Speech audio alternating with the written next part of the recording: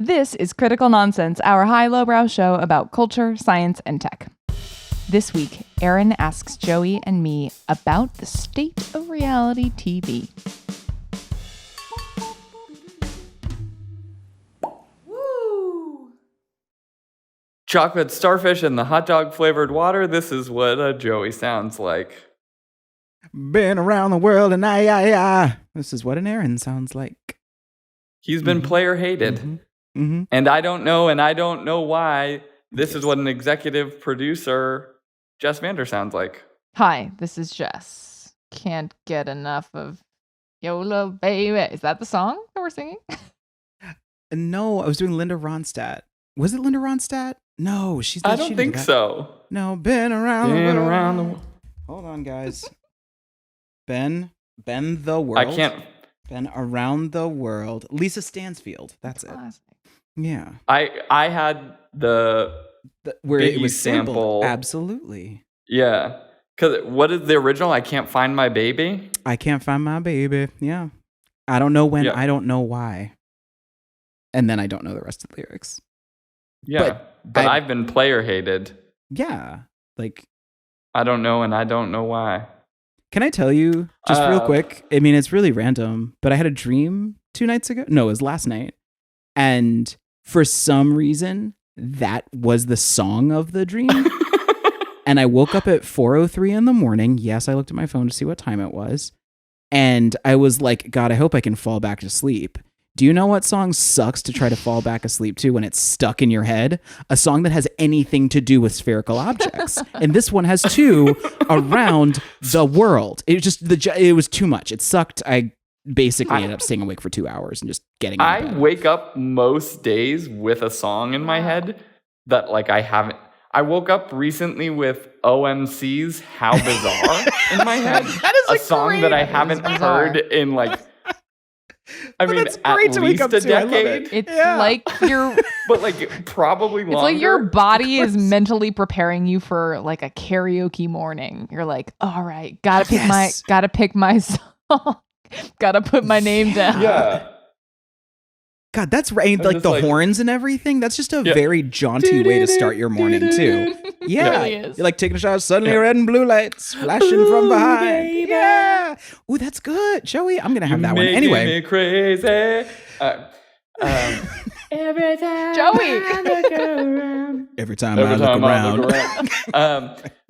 That was actually the house cleaning. What we needed was a quick Lisa Stanfield OMC break to clean the house. House clean, like a little wand of sage. Yeah. Aaron, can you dirty us back up? No. Oh, happily. Okay, so yeah, I feel like a lot of the things that I like to bring to this quorum of minds have to do with stuff that I'm listening to, stuff that I'm watching, or stuff that I'm trying not to think about. It's pretty much like those 3 buckets. And so this one will fall into the bucket of stuff I've been watching.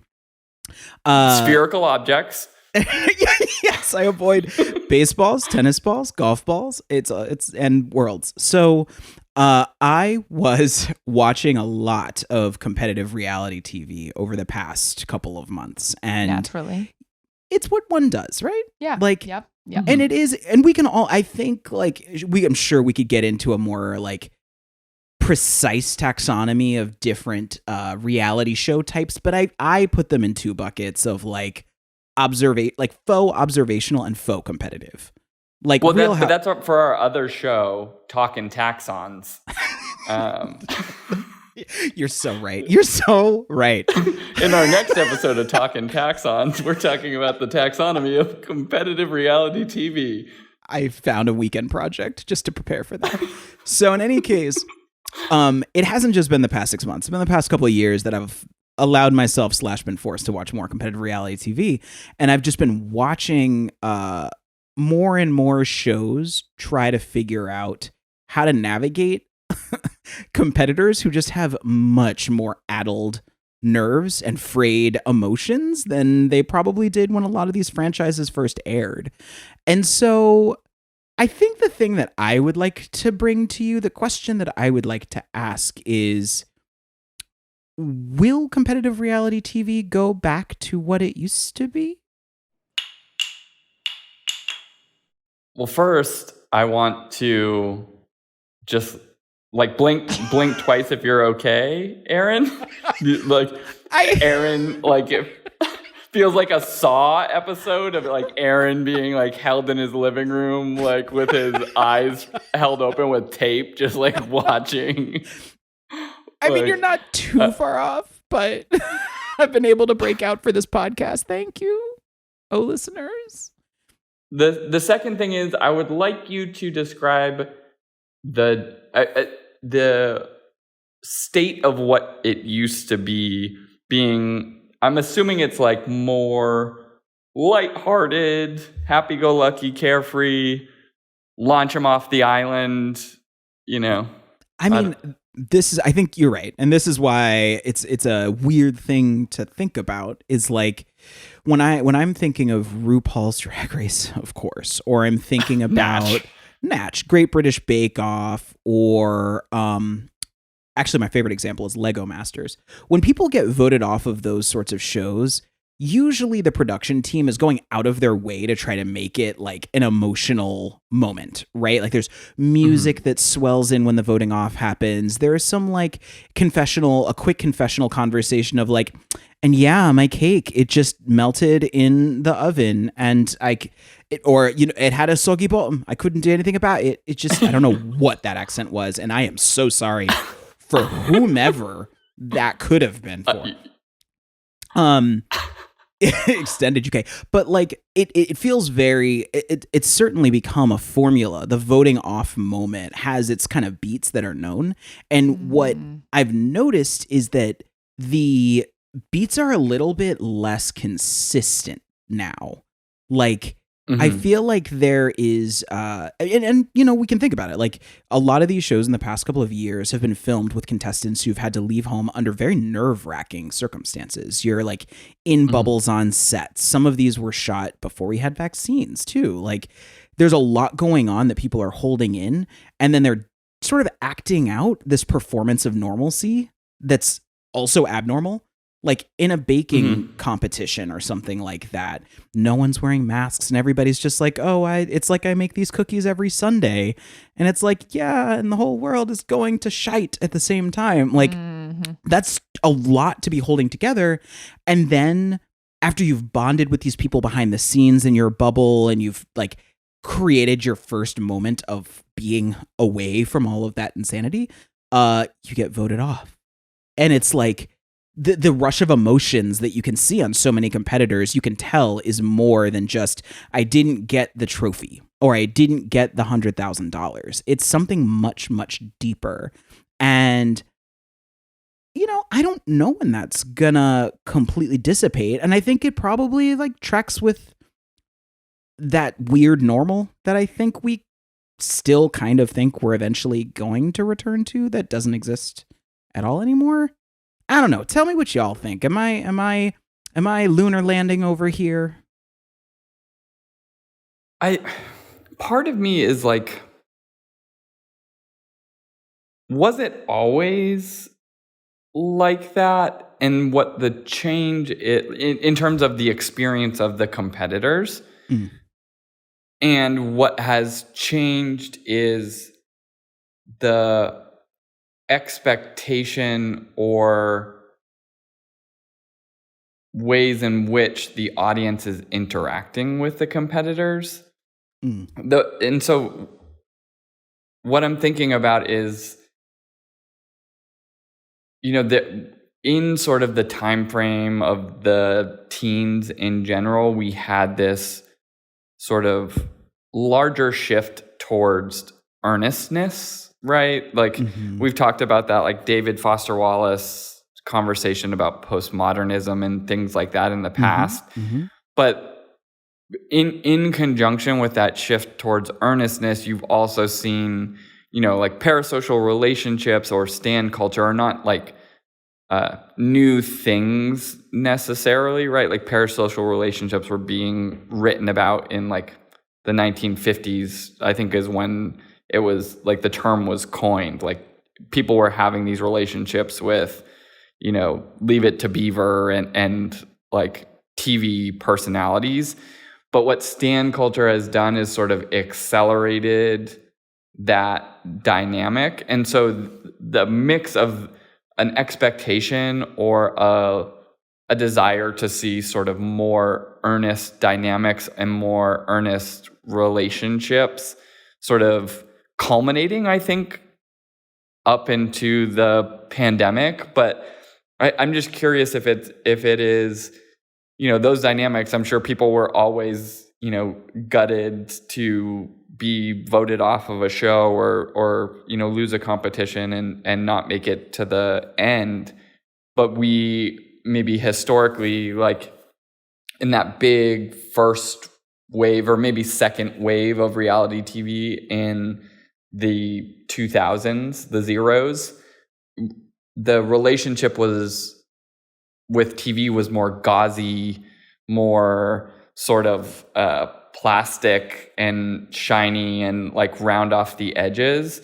And, with things like The Office and, Parks and Rec and some of those shows that are pointed to as like a shift in our relationship with postmodern television and art, you saw that maybe over time start to shift, because the Great British Bake Off was successful before the pandemic, and maybe it has like turned up the volume on some of those things. Like certainly that first season where they did like a bubble season, like everyone was together in a bubble, weren't going home to their families and things like that, bonding more, probably creating a more intense relationship with the show and the people around themselves. So like I 100% buy that was like an increase, but I'm also just wondering if there is like a feedback loop here where people are looking for that as much as it is a sort of product of, pandemic dynamics feeding into how people are acting on the show. Well, a couple of things that you just brought up that clicked a little bit for me. One is that when these genres were first born, the only place that you could engage with these genres by and large was one place. It was TV. And also that was still when we were in a more scheduled environment. So if you it was every Friday is the only time that you could see this next step of the next evolution of the storyline as a viewer. And if you compare that to now, of course, you're binging. So if you're catching up on something that you haven't seen before, you can just crush through everything all in an afternoon.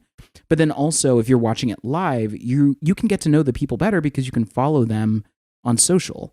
And so in addition to deepening that relationship with those people and maybe therefore having greater empathy for what's going on with them as a viewer, we're also all collectively a lot smarter or more understanding that it is not a reality TV show is not a job.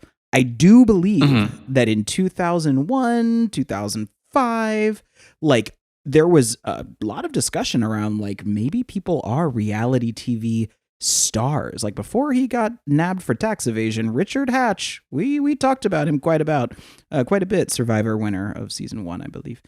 But the other thing too that the pandemic adds on top of that is that we've had to become, I can't imagine that after 2.5 years of in general having to learn to read people's emotions through a screen, more with higher stakes or different stakes than many knowledge workers and those who have switched to that type of, or have been in that type of work have needed to and going hybrid, that we don't have greater sensitivity as viewers for what's going on when we're watching TV. We are constantly trying to read all the squares in the Zoom call or all the squares in the Teams call, and try to figure out did they hear what I said? How am I showing up? So all of that, I think, totally changes the relationship with so-called reality competition shows. Well, it's interesting because irony is a component of this, I think, right? In this, in that postmodern dynamic. And as you were talking about that, I was thinking about the fact that it almost felt like in those early shows, you were sitting next to the producer. You weren't sitting next to the characters. And so the producers could take almost an adversarial approach to making fun of the people on the shows. And not everything, but I think maybe in larger part, it was like an opportunity to laugh at.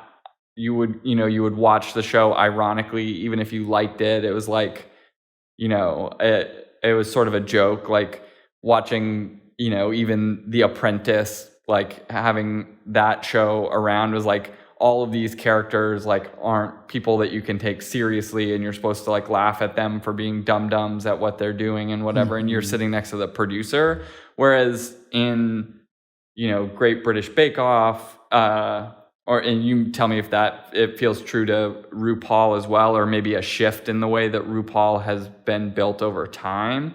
But you're meant to sympathize with the bakers, right? Like it is earnest. Like they're upset that they screwed this up, and you're supposed to feel the pressure that they feel in the room, and it's much more sympathetic to them. And so that by pulling out the irony, you don't get to keep that same kind of emotional distance from the people participating, right? Yeah. Like all of a sudden it's like, no, you're supposed to feel what they're feeling. Like we're making this emotional in a way that is like empathetic as opposed to like observational.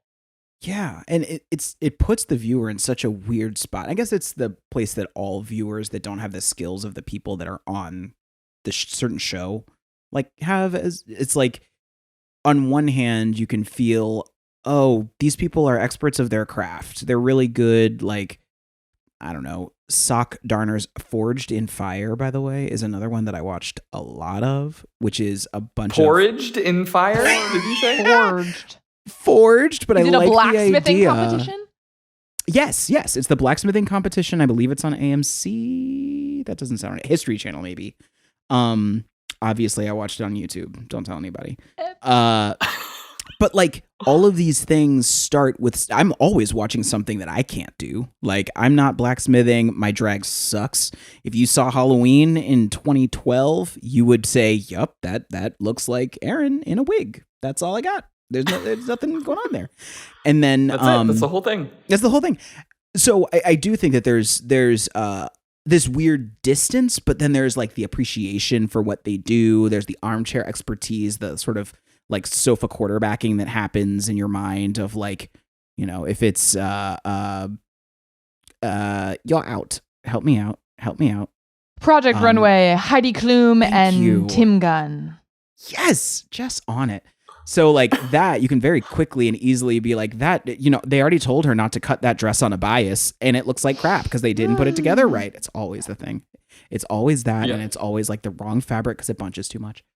But I think that like unease married with the idea that what's on the other side of being voted off or being let go is not necessarily good. Like the fantasy may not end, or the other side of the fantasy of the show that they're going back into is actually like awful, almost makes the audience member as well be like, oh, I have to stop watching this show and I have to go back to whatever is going on outside, which isn't great. If you are a deeply pessimistic person who cannot see that there's any good going on in the world right now, like myself. Yeah. Yeah. I was talking to Jess recently, just in like non-recorded conversation about Michael Lewis's podcast. And the first season was about the rise of the referee in society and sort of the relationship with the referee in society. And it's interesting thinking about that idea, or at least the way he was talking, because he it starts in sports, but then it expands out to like who's playing referee in different institutions and facets of society, and the way that our sort of relationship with referees has evolved over, the past several decades. And thinking about that too, right? Like if you're thinking about early Project Runway, you were coming in being like Tim Gunn and Heidi Klum and whoever are the experts. And so them shitting on the amateurs and like showing their expertise and all of these things, there was more of a respect for their expertise, I think, in those early seasons. Whereas today, I don't think that we have that same, I like, for good, bad, or other, you know, like maybe even for bad, we don't have that same respect of expertise. And so I think judges are a lot less sympathetic too, and they play such a big function in these shows. Like, but I think you often see them get dragged more than the participants when they're doing something dumb, right? Oh, yeah. I mean, a perfect example of this, though it takes a very dark turn, is the downfall of Terrace House, the Japanese reality television show that made a splash in the States, being aired on Netflix. And for those who don't watch the show, it is, I've been told, like the real world, where people are just sort of in a home together and you observe like them just like going about their lives and you're just watching them. But an element of this show, and I don't know how much this has in common with the other, is that there is a panel not of judges but of comedians who at certain intervals you like flash to the comedians and then they're like, well, and then they give their commentary about what just happened. And so you have sort of this like insider relationship with them, as it's sort of like a meta level of the show. It's like people watching the show with you and then you have thoughts about it. But then there was like a huge falling out of one of the guys who committed tax fraud, and then like a horrible thing happened to one of the people who was a part of the show, and basically lots of things crumbled yet again, as kind of an example of like reality facing, in quotes, reality in these shows is like when those things, when, you know, the rubber reality meets the road reality, you get some crazy multiverse. That's the unrubbered reality road diverse. I track. I mean, yeah, like I think it is important to talk about the sort of erosion of trust and authority, and like over in these reality competition spaces. Like it is, I think that audience members, because of Twitter, have become much more comfortable being judge, jury, and executioner in an entirely different sphere, that they are playing, literally their actions are shaping some of the things that the shows are doing. And, you know, RuPaul, the fandom around RuPaul's Drag Race and each of the queens that gets on every season is rabid. And you can see over the course of this series, as the fandom grew in social and other places, how the actual ways that queens on the show behaved changed, because they won't, it's a much less acerbic and volatile environment on these later seasons, because these queens' jobs are actually what is fueled by social media and the conversations that are happening there. So if you do something bad to somebody on the screen, you're getting gigs canceled and you can't pay your bills when you actually get off the show and it airs. And then similarly, the judges themselves, to your point, Joey, are always like, occasionally they'll drop something about like, oh, we're doing it this way because we know it's right. We don't really care what the fans are like, what the wrong fans or the bad apple fans are doing. And there's an awareness that like the role of the viewer is participatory. We are not just watching something. We're literally shaping the editorial decisions and the structure of these shows from season to season. And so I don't know. I mean, this makes me think that perhaps it's not just this dynamic of the vote off that's like, with being more emotional is the thing that I'm like feeling a sense of what's different, what's changed, but it's actually the sort of the sanitization of a lot of these that in certain spaces social media has created for these reality shows. Like let's make them even more unreal and self-editorialized by the players that are in them, which is wild. Yeah, I think to your point, our relationship with competition, period, has evolved a lot. But I also think, in many ways, we watch these shows sometimes to like see the bully or to see harsh behavior.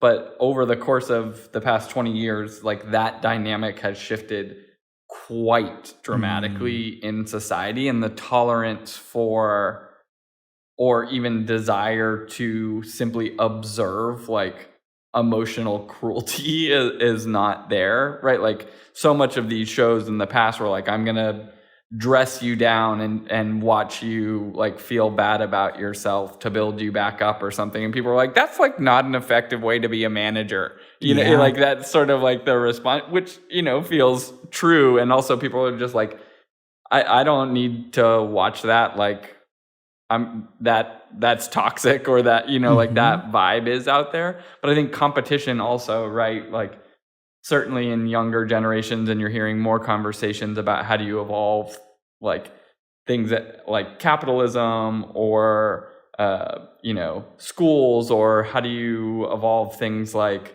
the SATs, or all these places where competition is inserted into your life in ways that you don't have a lot of choice around, and people are pushing back on that. So like it seems natural that when you're having a competition show, they're like, actually, like, do we really need a winner at the end? You feel like that might be the sort of eventual next step, is like, it's Iron Chef Kitchen and everybody wins. Like they did great dishes. No, we've been speaking in really broad strokes. Like we said, we did not fully do a taxonomy of the sort of subgenres of competitive reality TV. It's for other show. You're right. So we won't go totally down that rabbit hole, but I do think that it is the core reason why it is always postulated that Great British Bake Off was such a runaway success in the States, is that it was the most obvious example in a genre that's built around competition that removed the venom, that removed that. And even I recommend, both because it's amazing and because it illustrates this really well, watching the first season of The Mole, which is on Netflix. It came out in 1999, and Anderson Cooper is the host. And the season that Netflix just launched 2 weeks ago. It's brand new. Alex Wagner's the host, and it's awesome. It's so fun. And the simple conceit of the show is that you are competing against other people to put money in a pot. However, one of the people in the group is working against you all, and they are the mole. And so every week there's a different competition, and someone will get voted off based on their answers and figuring out who the mole is. And then whoever remains at the end will get whatever money is left in the pot. But the mole could have sabotaged it to like, you get $4 and a bucket of chicken. Congratulations. And so in any case, when you look at the way that they filmed a reality show in the earliest days of reality competition TV, the summer that The Amazing Race and Survivor debuted is the summer in which The Mole debuted.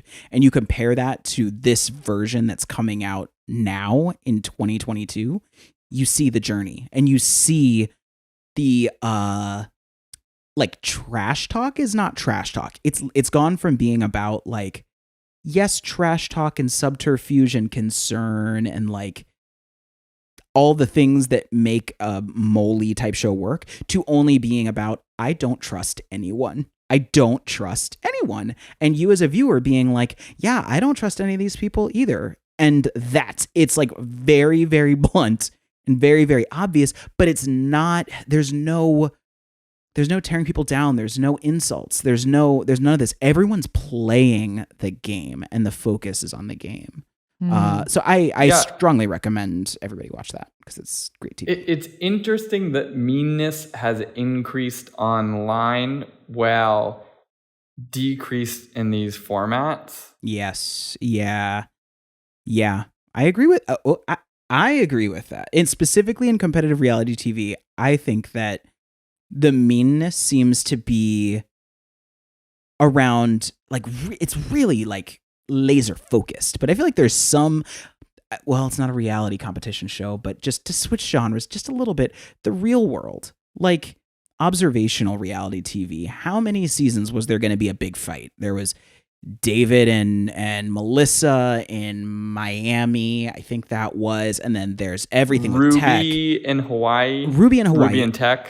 Irene and Steven in Seattle. Wow, this is definitely the segment of let's age ourselves and how much we watched Real World.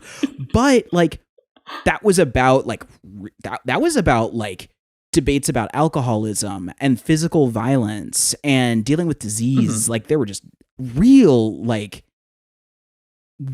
explosive interactions with people, and now it's like, I don't think that dress looks good on you. Like it's more like by comparison, it's that.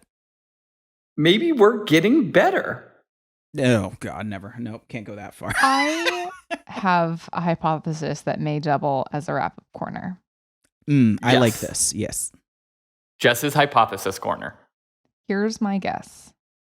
So long as people on these shows can keep their heads to be fully rational, they are incentivized to avoid being the villain for their success, like their own like personal success out in the world. They'll self-censor or, you know, whatever it is, they need to be appealing to their audience, and you can't, otherwise you would self-sabotage. However, the pressures and this sort of breaking of the fourth wall of reality meeting reality makes it way harder to keep that rational head and to keep those wits about you, because what if you're in a crazy pressure cooker? Like you watch, I don't know if you all watch Love is Blind, but I found it intolerable. Like I couldn't watch this show because it was basically like the unraveling of humanity and just like, and like people so and people in their rawest, like most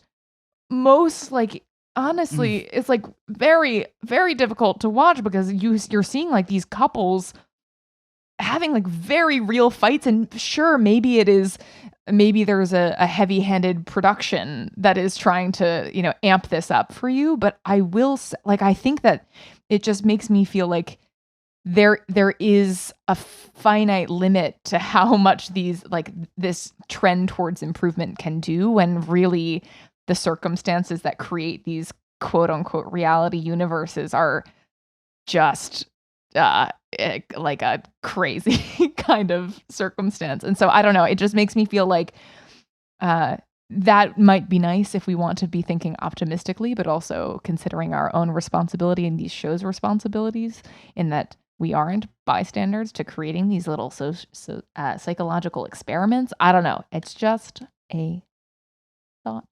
Oh, one more thing. As we did this whole show, was creating a what did you call it? Talking taxon. Yeah, so I created a map of as many reality shows as we were mentioning into a grid. Yep. Plotting first on the x-axis, faux observational to faux competitive, and on the y-axis, heartwarming to dramatic voyeuristic cringe.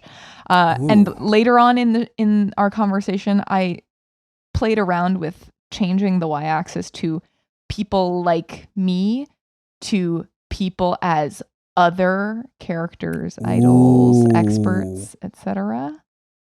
Share your screen. Show us your grid. Look. I look forward to sharing this with our listeners in how can we give some or not or just you have to imagine it in your mind's hole. Yeah, do that, because I don't know that describing a 2x2 is going to be good podcast.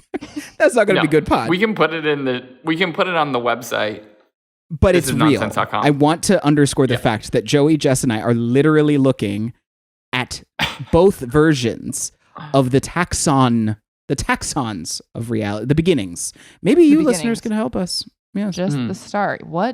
How would you plot reality television today? Email. I don't remember our email, so I just say email. I'm like fighting so hard not to ask another question that you raised in your hypothesis corner. We have to save it for next week. We gotta or a cliffhanger. Yeah, it hurts me. It hurts. It hurts as good as this so wrap-up hard. corner felt. So difficult. Weighted blanket. Critical Nonsense is a Sylvain production. Brought to you by the next season of Trees Are Upside Down and Inside Out, a really wacky look into what happens when flora meets fauna. Ba-dam-pow! I fauna talk about it. I want to pinch my eyes out of my eyeballs. Can that be done? I want to do it. Executive producer of both this show and Talkin' Taxons, Jess Vander. I don't remember who I think. Alex Contel. We'd also like to thank the flora to my fauna, Alex Contel, also known as our sound engineer. Mm-hmm. We'd like to thank... Okay, go ahead. We'd like to thank our programming coordinator and philodendron, Les Jacobs. And Nora Jacobs and Sarah Gilbert. Nope. Nora Mestrich. And Sarah Gilbert. Whose names did I even say? I didn't even swap their names. I just made up new names for both of them. What just happened? Wow. And as always, thank you, Ellen.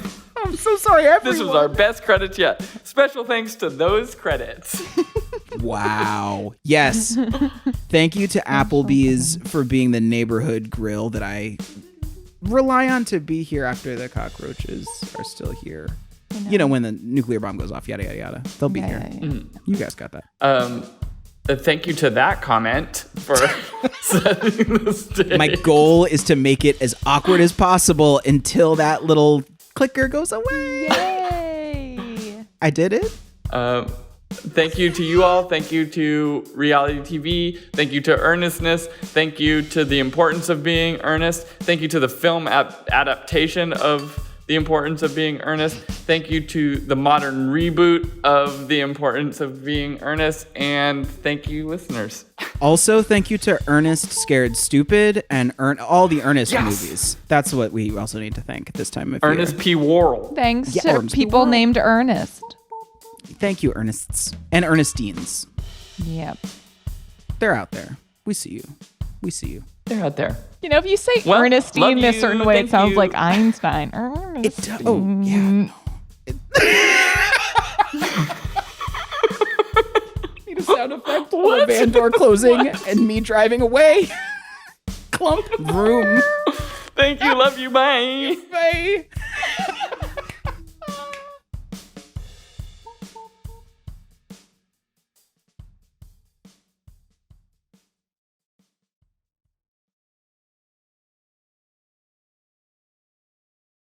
First of all, and also second of all. And second of all.